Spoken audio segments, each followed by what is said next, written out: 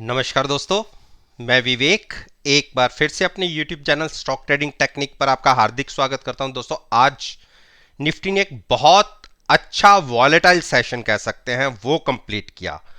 Positive open हुए 40 to 50 points, वहां से फ्लैट हुए और जाते जाते हमने 140 पॉइंट्स का एक डिप भी देखा और उसके बाद हल्की सी एक बढ़त दिखने के बाद सेशन नेगेटिव साइड पर क्लोज हुआ। और जैसा कि मैंने कल अपनी वीडियो में आपके साथ डिस्कस किया था और एक दो दिन पहले हम एक ट्रेड में ट्रैप हो गए थे।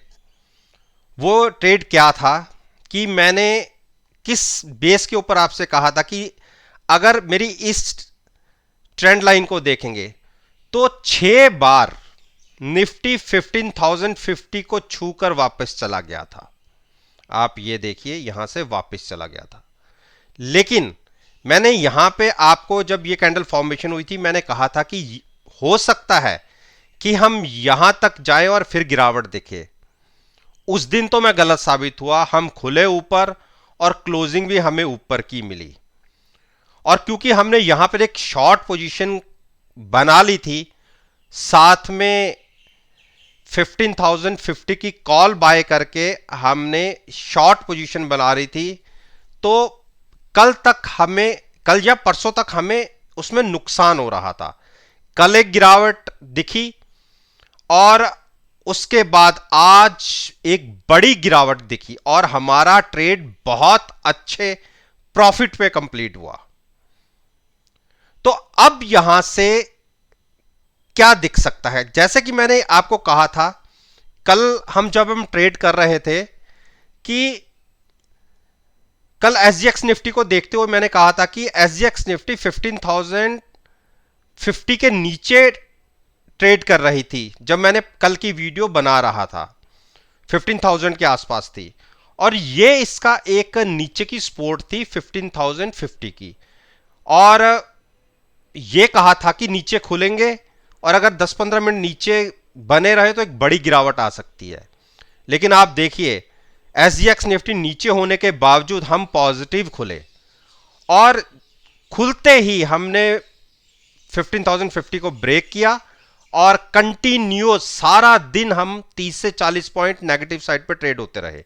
बीच बीच में पॉजिटिव साइड पर आए जरूर, और जाते जाते जो हमारा एक टारगेट था, मैंने जो आपके साथ डिस्कस किया था कल के दिन में 14,890 पर मैंने जोर दिया था, और नीचे राउंड ऑफ में मैंने 14,875 के आसपास बोला था कि निफ्टी वहां तक गिर सकता है। और देखिए आज के सेशन में गिरा भी, और अभी क्या हम यहां से नेगेटिव हो चुके हैं? देखिए, नेगेटिव हो जाएंगे अगर हम कल अपनी 9 डेज मूविंग एवरेज को ब्रेक करके हमने नीचे ट्रेड करना शुरू किया, और वो प्राइस बनता है 14,900 का। इसके नीचे अगर हमने ट्रेडिंग शुरू कर दी तो आप देखिए, देखते ही देखते आपको 14,810 का टारगेट दिख जाएगा। जब तक 14,900 के ऊपर है हम बेरिश नहीं है, लेकिन 14,800 के नीचे क्लोजिंग आने पर हम बेरिश हो जाएंगे। उसमें 750 एक्सपोर्ट बनेगा, उसके बाद टारगेट बहुत दूर के होंगे। लेकिन अभी इतनी दूर की बातें नहीं करेंगे। 14,900 के नीचे ट्रेडिंग मिलती है, 15-20 मिनट देखिए और लगातार बने रहते हैं तो at the money call buy करके फ्यूचर सेल करने की एक स्ट्रेटजी हो सकती है। 90 पॉइंट्स हमें नीचे की तरफ देखने को मिल सकते हैं। अब बात करते हैं बैंक निफ्टी। बैंक निफ्टी लगातार तीसरे दिन एक नीचे की तरफ गिरती हुई आ रही है, और मेरा मानना है कि हम इस ट्रेंड लाइन पर सपोर्ट ले सकते हैं। वो प्राइस बनता है 33,215 का, और कल के दिन की वाली वीडियो में मैंने कहा भी था कि हम एक गिरावट दिखा सकते हैं और इस ट्रेंड लाइन के आसपास आ सकते हैं। 33,200 पहला प्राइस होगा। गिरावट के साथ खुलते हैं तो आप 300 पॉइंट का एक डिप मान लीजिए। बहुत बेरिश हम तब हो जाएंगे अगर हम क्लोजिंग बेसिस पे 32,900 ब्रेक करके क्लोज हो जाएंगे। तो उसके बाद एक बड़ी गिरावट की शुरुआत हो सकती है बैंक निफ्टी पे। फिलहाल हम इन दो टारगेट्स के ऊपर बात करेंगे। गिरावट के साथ ओपन होते हैं तो टारगेट होगा पहला 33,200, और यहां पर अगर अटके तो एक बाउंस मिल सकता है, अदरवाइज इसके नीचे क्लोजिंग मिलने पर और एक गिरावट 32,950, और 950 के नीचे क्लोजिंग मिलने पर 32,400। तो बड़ी गिरावट दिख सकती है 33,200 के नीचे, 200 के नीचे क्लोजिंग मिलने पर। रिलायंस रिलायंस ने देखिए आज क्लोजिंग की है 1985, अभी वीक नहीं है। इस स्टॉक को शॉर्ट मत कीजिएगा, और लॉन्ग करना हो तो क्लोजिंग 2000 के ऊपर मिले तो ही लॉन्ग कीजिएगा, फर्दर जिसने पोजीशन लेनी है। और हम तो नीचे से बहुत अच्छे प्रॉफिट पे बैठे हुए हैं, 1900 की पुट बाय करके हमने फ्यूचर्स लॉन्ग किया हुआ है। और अब अगर कल हम 1985 ब्रेक करते हैं, तो जैसा कि मैंने कल की वीडियो में भी बोला था, अगर 1985 के आसपास ब्रेक होते हैं तो हम अपना प्रॉफिट लेके एग्जिट होंगे।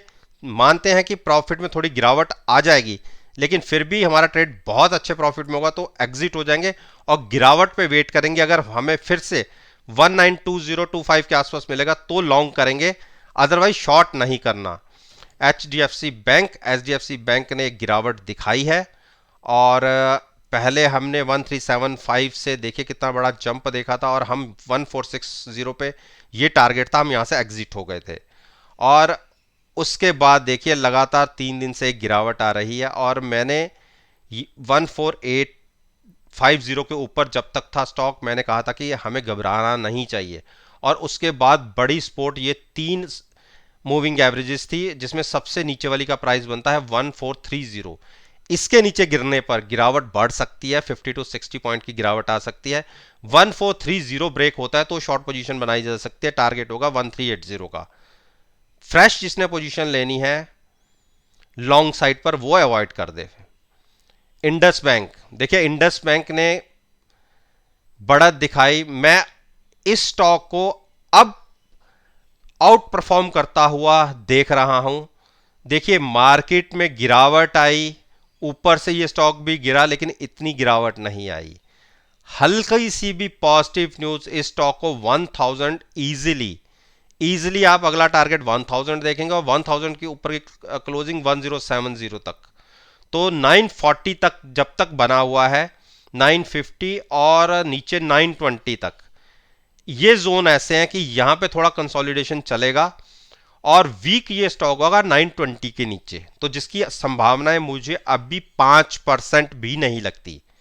तो मेरा ये मानना है कि इस स्टॉक को आप लॉन्ग साइड पर बने रह सकते हैं।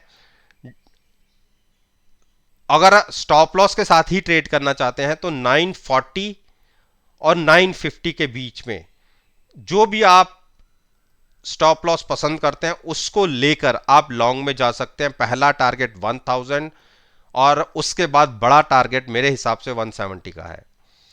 एचडीएफसी ने गिरावट दिखाई है, तो मैंने इसमें हमेशा आपसे कहा है कि डिप पर इस स्टॉक को बाय कीजिए, और जब आपको 200-250 पॉइंट की एक रैली मिल जाए तो उसमें एग्जिट हो जाइए, लेकिन उसके बाद शॉर्ट मत कीजिए।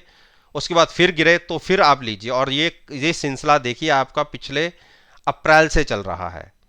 और अभी भी मेरा मानना है कि देखिए ये एक 2450 की एक प्राइस है, उसके नीचे आएगा तो 2400 तक आ सकता है। 2400 के नीचे क्लोजिंग 2350 तक की हो जा सकती है, और 2400 और 2350 के बीच में मिले तो एट द मनी पुट के साथ फ्यूचर्स को लॉन्ग रखिए, टारगेट होगा 2500 का।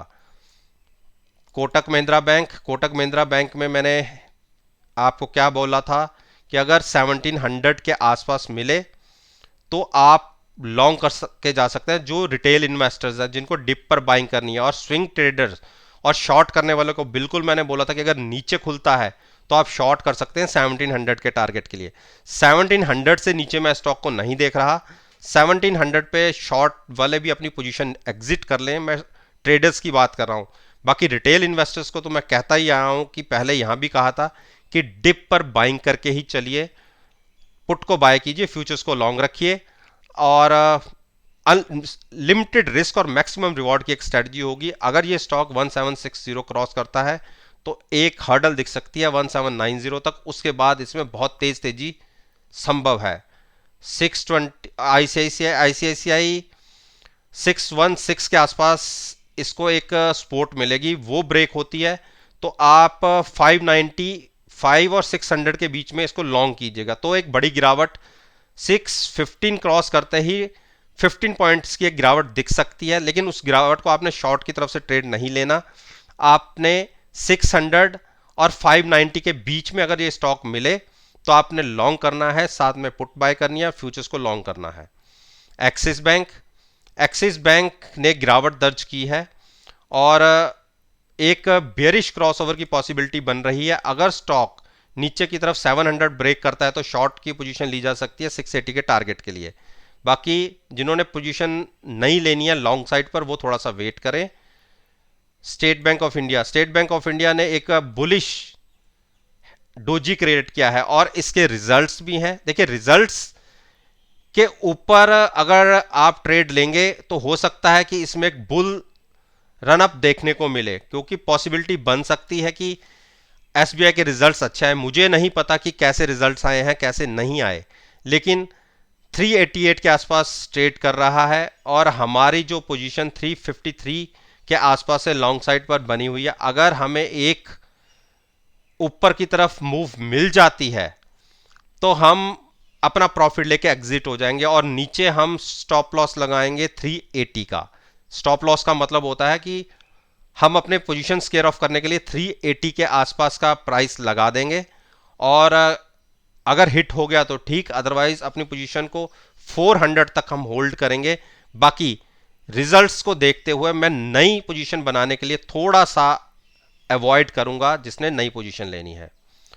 तो दोस्तों, ये मैंने निफ्टी इंडेक्स, बैंक निफ्टी और दोनों इंडाइसिस के जो मेन फाइनेंशियल सेक्टर्स के स्टॉक हैं उनके ऊपर मैंने अपना ओपिनियन आपके साथ शेयर किया है।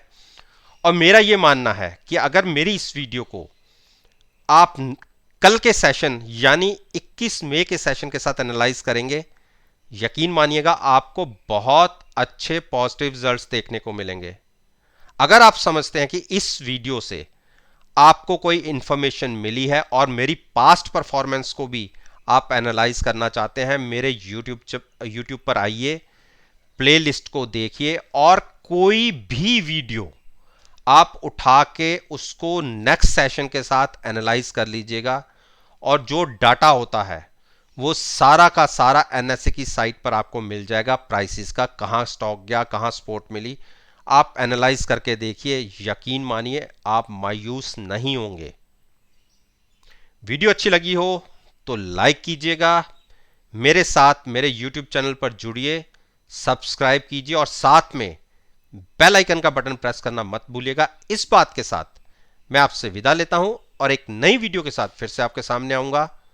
तब तक के लिए